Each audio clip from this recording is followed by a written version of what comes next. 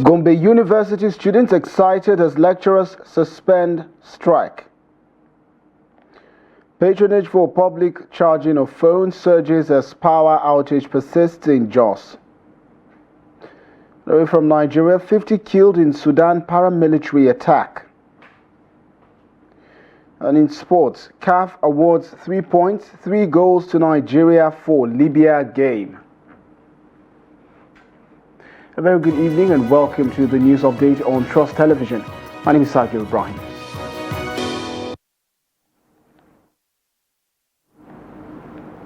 And now the news in details. After 6 months of internal strike, the Academic Staff Union of University in Gom State has called off its strike.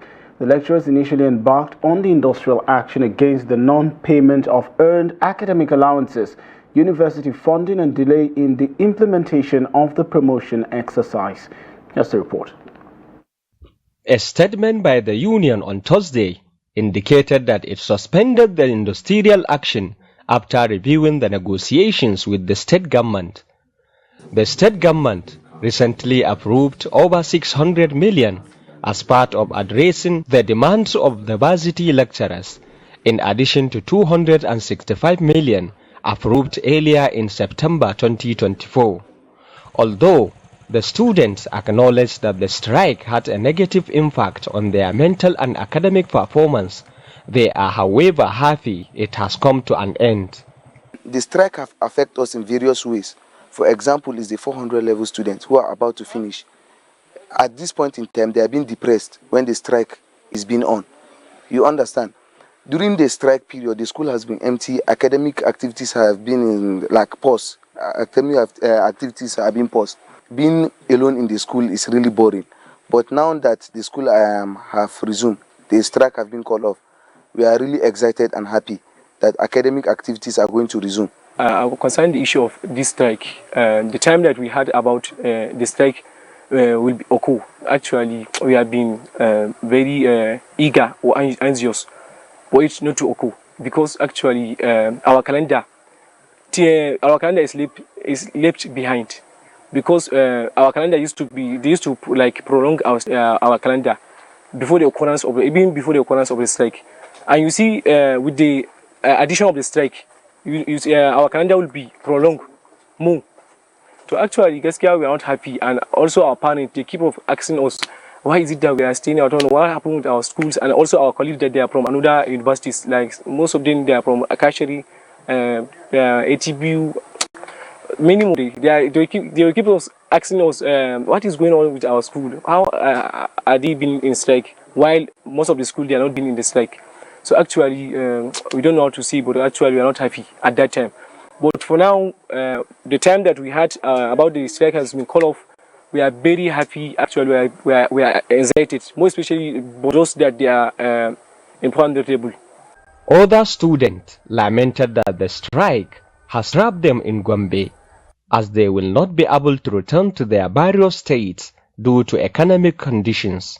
I'm from Lagos State. My brother, because the economy is too high, he cannot afford to go home because we don't know when the strike is going to end. And transport is really much for the economy. So he has been staying, doing nothing, just eating his food stuff without doing anything, which it didn't supposed to be in that way. So we pray that this strike will not occur anymore. And we pray that they will not, the calendar, they won't tight them, because it's not easy.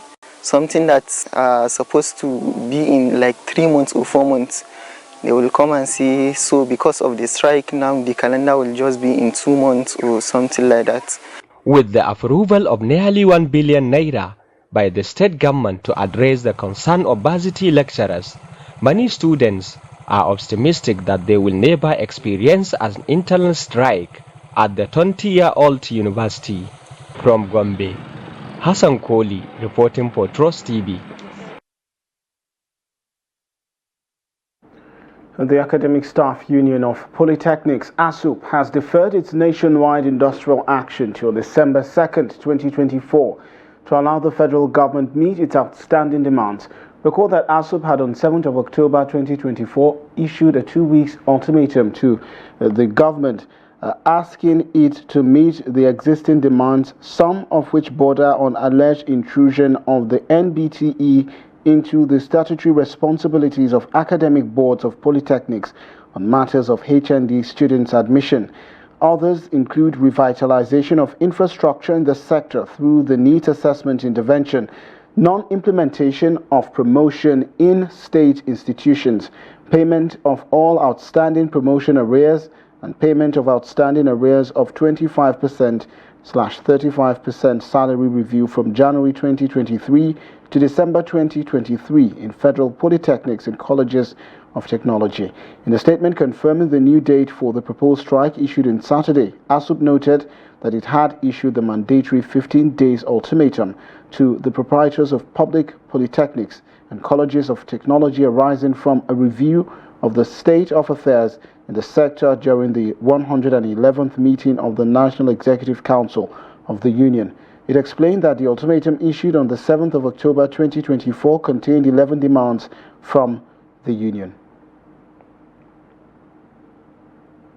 And residents of Benue State have expressed divergent views on the usefulness or not of extramural classes on learners. While many see them as an avenue to exploit parents and caregivers, others say they are necessary for slow learners who may not be able to meet up during regular school hours.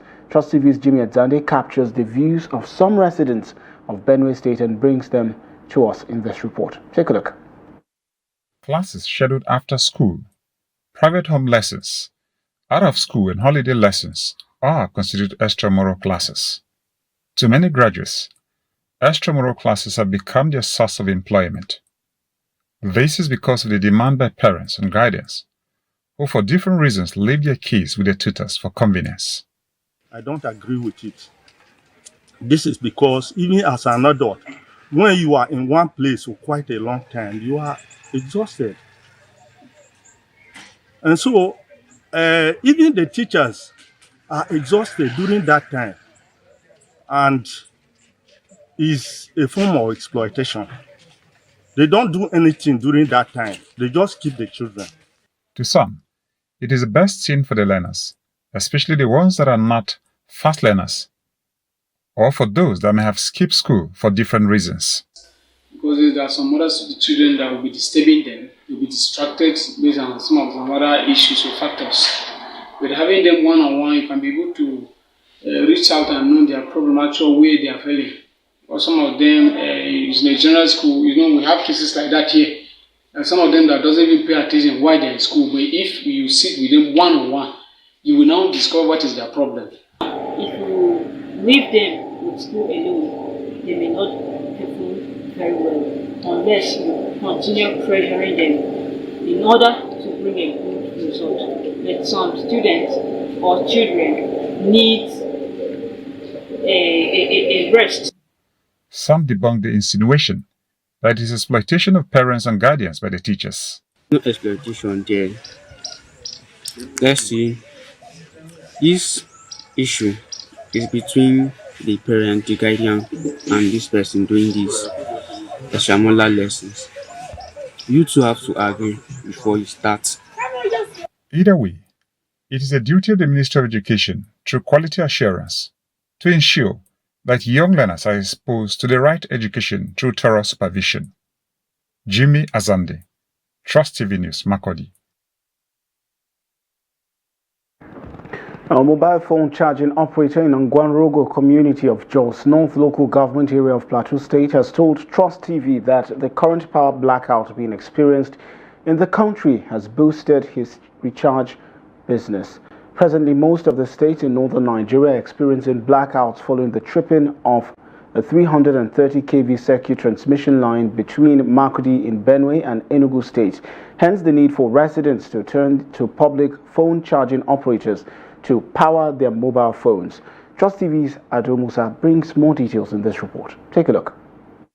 Millions of Nigerians, including barbers, timber traders, and other artisans have continued to lament the lingering power blackout in northern Nigeria following the tripping of the 330 kV between Benue and Inu State. They said the situation is crippling their business. But for Awal Baya, a public phone charging operator in Jos, the development is boosting his business as patronage has continued to surge and giving him the opportunity to earn more. Life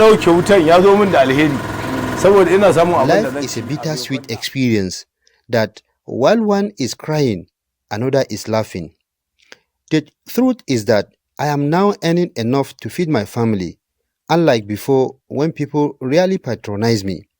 Since the power outage, people come here in record numbers to charge their phones. More customers mean more money. I charge over 100 phones daily, plus laptops, touchlights, and other electronic devices. Sometimes I have to turn people away due to lack of space.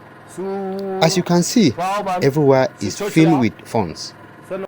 Baya says, although he enjoys the business at the moment, he acknowledged that millions of Nigerians are suffering. Though I am one of those benefiting from the situation, I empathize with Nigerians who are crying about it. In fact, those suffering are far more than people like us who are enjoying the situation. There is nothing I can do. It is the situation that permits it. Don't forget, I'm also buying fuel at a high cost to power my generator. Whatever I earn, I split with the filling stations. I will not be happy if the situation continues this way, because we cannot continue to be happy while others are suffering. I urge the government and relevant authorities to restore power in the affected areas.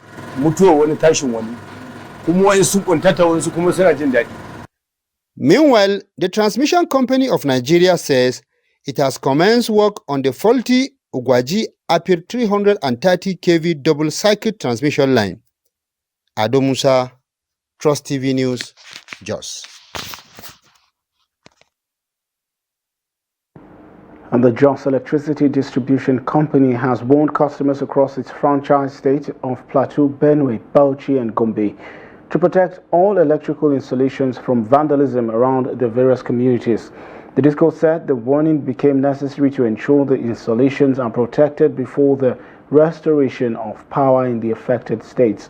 The warning comes amidst the lingering blackouts in parts of the northern states following the tripping off of the 330 kV circuit transmission lines between Benue and Inu State, and fears that hoodlums may take advantage of the situation to steal cables and other electrical items.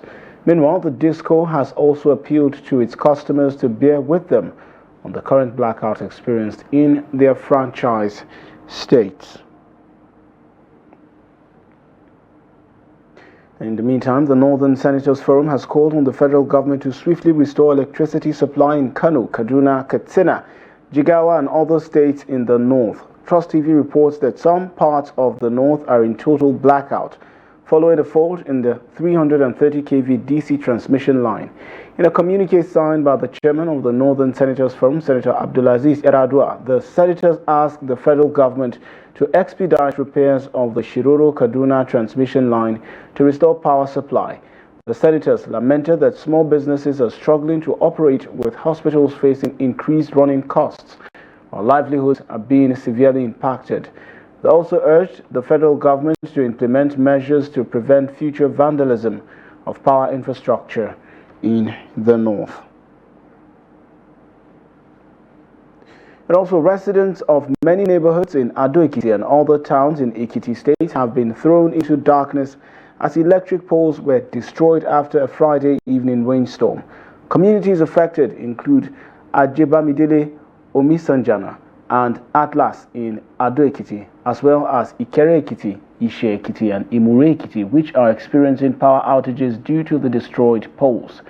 It was learned that a heavy rainfall swept across the neighborhoods on Friday night and into the early hours of Saturday, leaving many residents stranded and disrupting traffic, social, and economic activities. The rain, which started some minutes past 5 p.m. on Friday, ceased briefly before restarting around 6 p.m., accompanied by violent storms that brought down no fewer than 6 concrete electric poles. The main access road, which starts from the Ado-Ikere Highway and terminates at Omisanjana has been blocked by the fallen electric poles. Many residents on their way home from work were stranded for hours, with some staying inside their vehicles, while others sought shelter in nearby shops and houses. It was observed that due to the road blockage caused by the fallen electric poles, many motorists abandoned their vehicles in some locations and trekked home in frustration.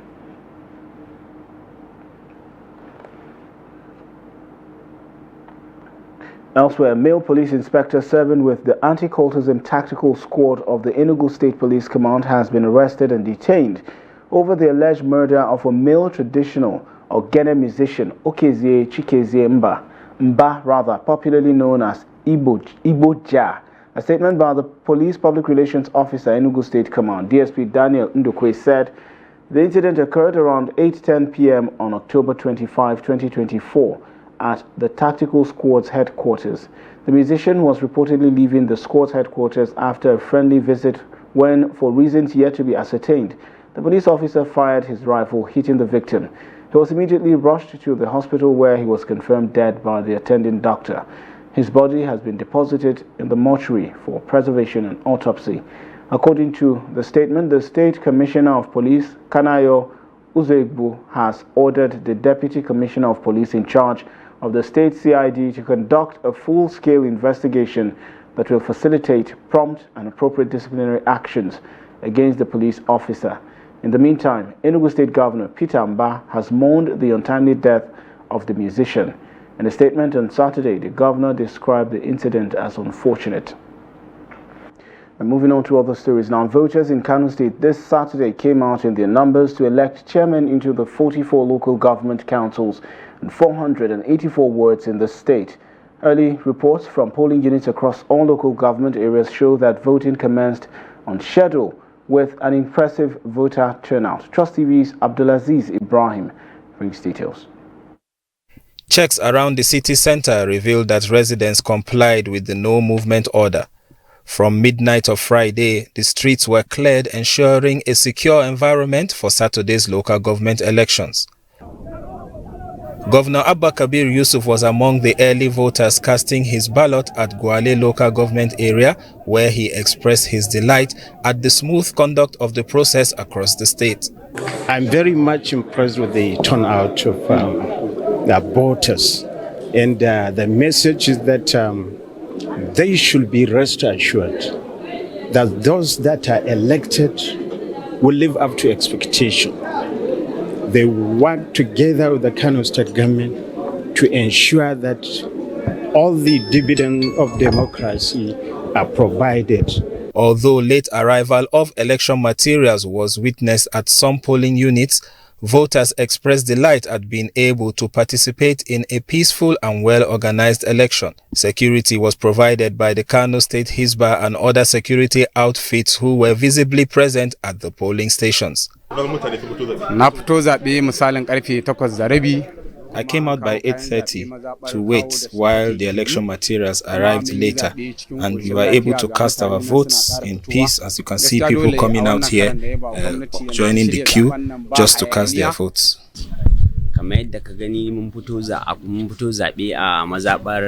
As you can see here at the Kawo area, we cast our votes in a peaceful environment, and we want those who win at the end of the day to be declared winner. You can see the Hisba Karota are here, and we did the elections without any issue. At the close of polls, councillors will be declared elected at ward level, while the Kano State Independent Electoral Commission (KANSEC) will announce the results for the chairman later this Saturday. Abdulaziz Ibrahim, Trust TV News. As digital platforms evolve, cybercrime is on the rise in Nigeria, with more individuals engaging in illegal activities to defraud unsuspecting victims. In this report, several victims share harrowing experiences of having their social media accounts hacked by scammers. Trust TV's Bello Musa reports. Technology has streamlined communication, offering platforms where people can connect and share ideas.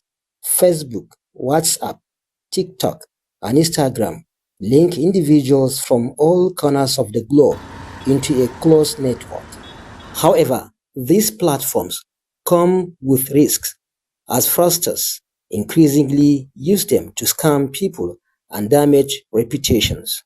Some residents in Kaduna share their troubling experiences. This social platform that where you interact with thousands of people, you get a lot of information, you get entertained, enlightened, but you just wake up a day and just discover that you cannot have access to that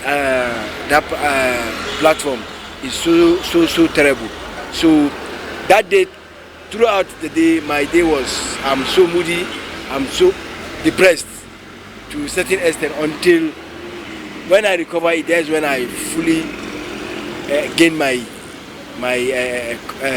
senses. So it was hell.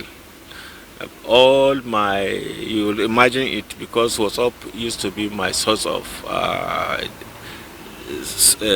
platform that I used to get stories and even send stories for my organization, being a journalist. So it was not a pleasant experience at all. So it took me almost 1 month to recover my account. 2020 or 2021, my Facebook was hacked, and that day it was traumatized. I was almost frustrated. In many cases, the victim's family and friends also become potential targets. They were calling some of my friends, my lecturers, people that are close to me, to send money to them. And that time people were not aware that they were hackers. So they were just calling me. Some of them were even threatening me that why should I use somebody's number to collect their money, that they are going to sue me, this, that. That day it was something else. One of the general's wife, she's one general in Million City. So his wife, out of sympathy, she gave them, when she saw what they sent to her, so she thought it was genuine. So I think she sent 60,000. I can't recall, I forgot. Often, people experience trauma after being duped, defamed, or extorted online. Many victims of internet scams face lasting emotional distress from their experiences. Bello Musa, Trust TV News Kaduna. And Elon Musk's Starlink has announced the suspension of its monthly service tariff hike for Nigerian users weeks after regulatory sanction of the Nigerian Communications Commission (NCC). The company disclosed this in a statement to users on Thursday. According to Starlink, the decision to put on hold the tariff hike was due to regulatory challenges, explaining that the hike was on account of inflation and designed to help maintain operations and continue delivering reliable service. The company on Thursday, however, said it temporarily suspended the new price regime due to regulatory challenges. Recall that last month, Starlink announced a 97% tariff hike for monthly subscriptions from 38,000 naira to 75,000 naira. However, Nigeria's telecommunications regulator, NCC, said in a statement on October 9 that Starlink increased the subscription tariff without its approval and vowed to sanction the company.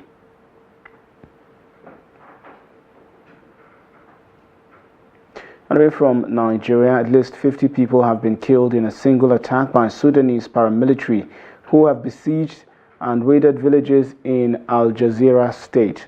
The paramilitary rapid support forces have been at war with Sudan's regular army since April 2023, but have in recent days intensified their violence against civilians in Inu south of the capital Khartoum, after their commanders in the state defected to the army. In Al-Sariha alone, the attack killed 50 and wounded more than 200, the resistance committee added. Reported a total inability to evacuate the wounded from the village due to the shelling and snipers from the RSF. With a near-total communications blackout, tolls are impossible to verify and often hard to gather.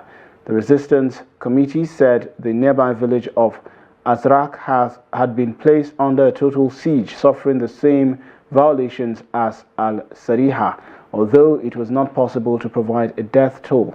On Friday, the Sudanese Doctors Union called on the United Nations to press for safe humanitarian corridors into villages that are facing genocide at the hands of the Rapid Support Militia.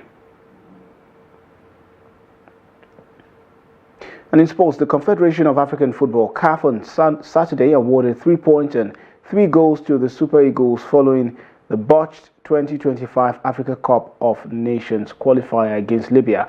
The Super Eagles consolidated their top position in the group following the verdict. The Nigerian side now have 10 points from 4 matches, 4 points clear of nearest rivals Benin. Libya remained bottom of the group with 1 point. A draw with Benin in Abidjan next month will qualify the Super Eagles for the 2025 AFCON to be hosted by Morocco in December 2025. The Confederation of African Football also fined the Libyan Football Federation $50,000. The fine is to be paid within 60 days of notification of the decision. In the meantime, Super Eagles stand-in captain William Troost Ekong has hailed the Confederation of African Football for its verdict. Troost Ekong described the move as justice served. And that wraps up the news update at this hour. Do not forget to follow us across all of our social platforms and catch our live stream on YouTube and also Facebook for more news programs and also documentaries. My name is Sagir Ibrahim. Thanks for watching. Join us again